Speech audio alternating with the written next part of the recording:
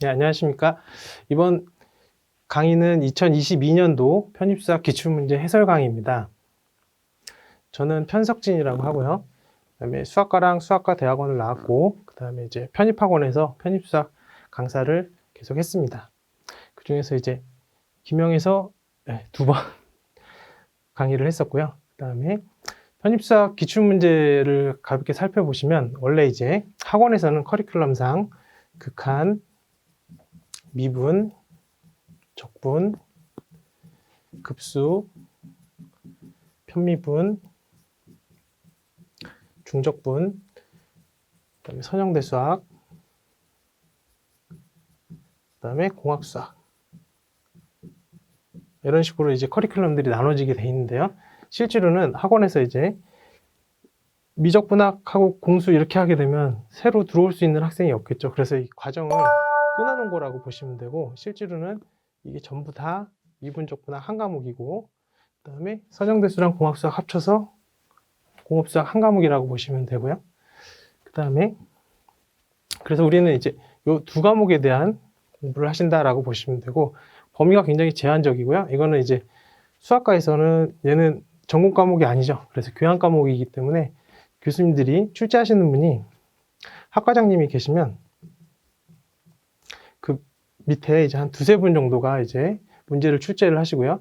그러다 보니까 학교별로 수학과 같은 경우에는 신규로 임용되는 교수님들이 거의 없습니다. 그래서 이제 같은 분이 출제를 하신다라고 보셔도 되고, 그리고 특히나 이제 오류가 나오면 안 되기 때문에 다른 분이 들어가시더라도 기존에 이제 교수님들이 출제하신 문제를 바탕으로 비슷하게 출제를 하게 됩니다. 그래서 범위는 학교별로 같다라고 보시면 되고, 그래서 이제 학교별로 반복된 출제 방식을 띄고 있습니다. 그 다음에 이 편입수학 같은 경우에는 기존에 이제 학교에서 중간고사나 기말고사를 볼 때는 10문제 미만으로 해서 한 3시간 정도 주면서 이제 주관식으로 썼었죠. 근데 이제 편입시험은 60분 정도의 뭐 학교마다 약간씩은 차이가 있습니다. 근데 객관식 한 25문제에서 30문제, 거의 대부분은 이제 25문제고요.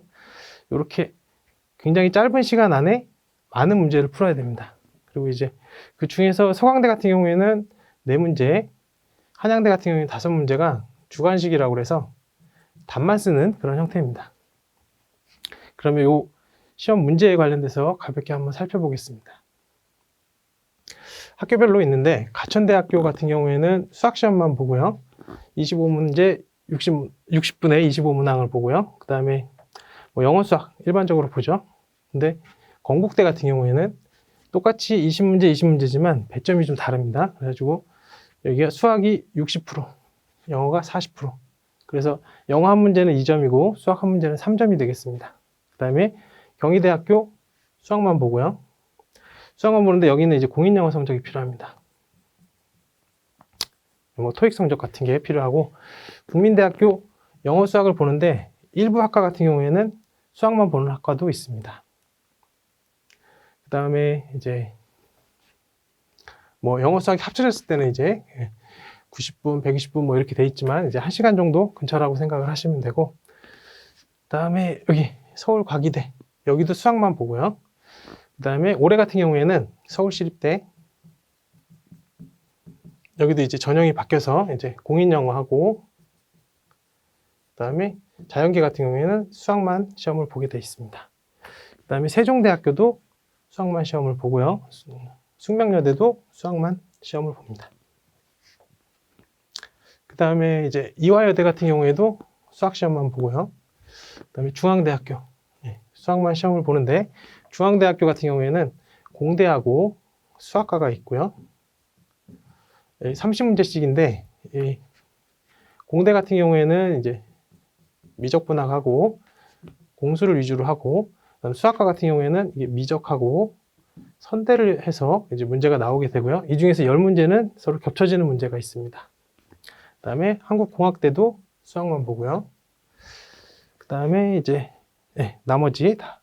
그리고 시간은 평균적으로 한 60분 정도의 25문항을 풀어야 되는 그런 형태라고 보시면 되겠습니다. 그리고 이제 김영에서 기출문제집이 있는데 뭐 참고로 해서 보실 분들은 보시면 될 것 같습니다. 우리가 이제 진행하게 될 강좌는 이제 가나다 순으로 가천대에서 쭉 가나다 순서로 해서 홍익대까지 가겠죠. 홍익대까지. 그래서 총 27개를 푸실 겁니다. 27개를 푸는데 굳이 이제 이 순서대로 따라오실 필요 없고요. 이게 반복되는 형태가 있기 때문에 우선 본인이 이제 시험을 보려는 학교가 있을 겁니다. 시험을 보려는 학교 먼저 그 학교 관련된 기출부터 먼저 푸시고 여유가 되시면 그 다음에 이제 다른 학교 중에서도 보시면 문제가 유사한 학교들이 있습니다. 그래서 유사한 학교들을 보시고 그 이외에 시간이 나시면 나머지, 그리고 이 시험 보려는 학교 기출문제 같은 경우에는 최소한 3번 이상은 보셔서 거의 이제 그 유형을 외우고 들어가시면은 시험장에서 무난하게 합격을 하실 수 있을 겁니다. 그리고 이제 시험을 준비하시는 모든 분들이 좋은 결과 있으셨으면 좋겠습니다. 이상으로 강의에 대한 소개 영상을 마치도록 하겠습니다. 감사합니다.